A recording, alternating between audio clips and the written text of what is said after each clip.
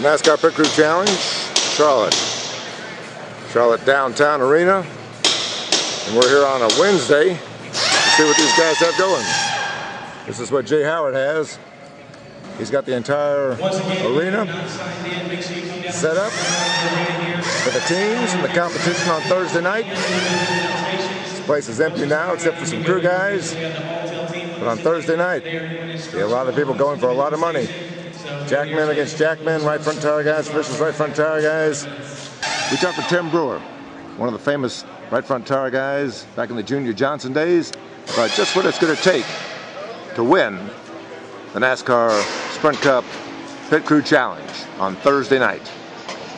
This is a Jackman, Mike. What he's going to do is stand in his box with his jack. When the buzzer goes off, he's going to go over, jack up the car till both tires come off the ground, drop the car, run around to the other side, raise the car up, hit the button, and run to the car to push.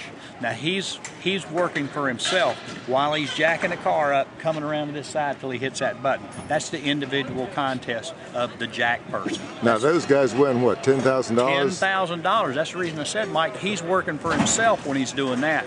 Now when he hits that buzzer, now he's back working for the team because he's the guy that's going to get to the car first, and he's got to get the momentum, got to get the car rolling. So there are two different competitions here. One is the individual guys, exactly, and one is the team. One is the team concept, and the team concept's going to pay about $70,000, which is a good piece of money. But the individual competition is each jackman on each car, each tire changer on the front and the rear, as well as the gas man. And all those guys are in competition with the other teams as individual.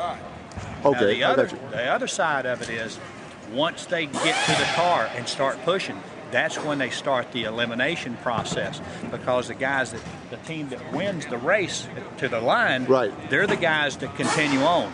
If you don't win, you're out, you go home. But the tire changers, they're in competition for the $10,000. Front guy, he's against all the other competitors on the front. The rear guys, they're against all the other competitors on the rear. And the trick is it's competitor friendly. You know, we set the for $10,000. It's competitor friendly. Well, yeah, okay. As far as Jay Howard, weren't you the guy that was going to throw the jack through somebody's windshield at Wilkesboro one time? No, it was Dover, Delaware. Oh, okay. but it's not like the Unical Pit Crew competition that we used to engage in Rockingham, North Carolina.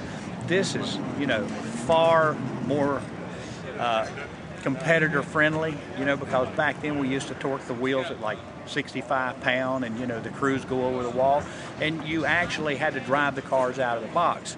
Well, it's just an added competition, but you got to understand, this is for television.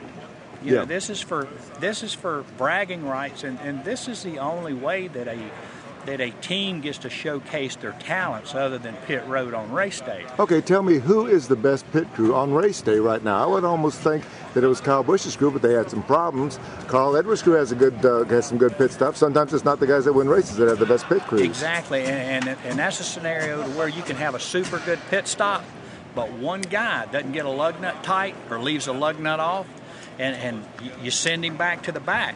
It's just like in Darlington the other night. The 17 car, Matt Kenseth, didn't have the best car, but unfortunately he had a vibration. They had to stop, come back in, got him behind. Matt was driving really hard and aggressive, trying to catch back up. And you know, like Matt says, I was trying to do something the car wasn't capable of doing, but I was trying to make up for a mistake made in the pit area.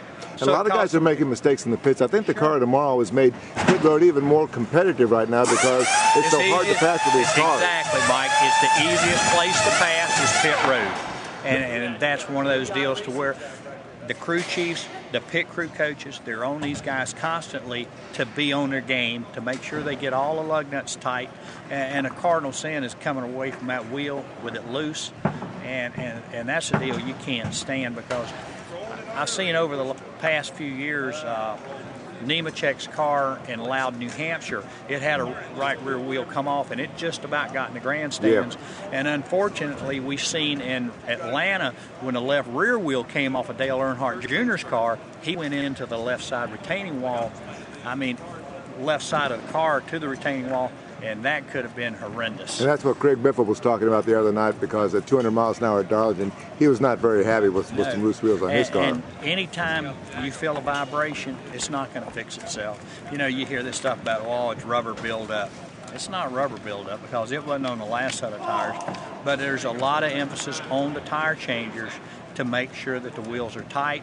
There's a lot of emphasis on getting fuel into the car that makes the car get to the finish line. Because the green-white checker, there was a lot of information put forth on the third place car not having enough fuel the other night on a restart in the Nationwide Series. Come to find out, Mark Martin didn't have enough fuel, and they didn't say anything to him about it. His car blubbered one time, and it caused a big wreck.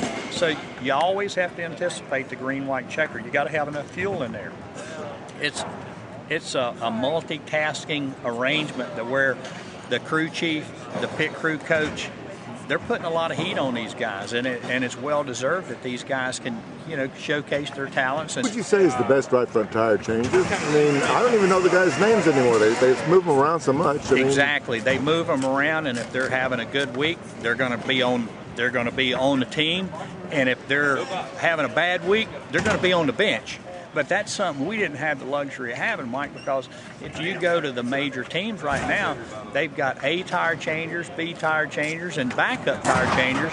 Then they have the Nationwide Series or a truck team that they're over there, and they're cultivating those guys and bringing them through the series to make sure that they're up to their game. But putting a name on these guys anymore, the dead giveaway is if they hadn't got uniforms for all of them, you'll see one guy with a DuPont team over there on the Lowe's car and the guy from the Lowe's car on the DuPont car, just as a for instance, because if it takes a great pit stop to get off pit road to give you an opportunity to win a race, these crew chiefs, they'll change them at a drop of a hat. I seen Richard Childress last year at Dover, Delaware. He changed the whole crew. So there again, that's the emphasis of winning that they're putting on pit stops right now. And that's the game in a nutshell. And that's the report from downtown Charlotte. Mike Mulhern for the Winston-Salem Journal, journalnow.com. The NASCAR Annual Sprint Cup Pit Crew Challenge.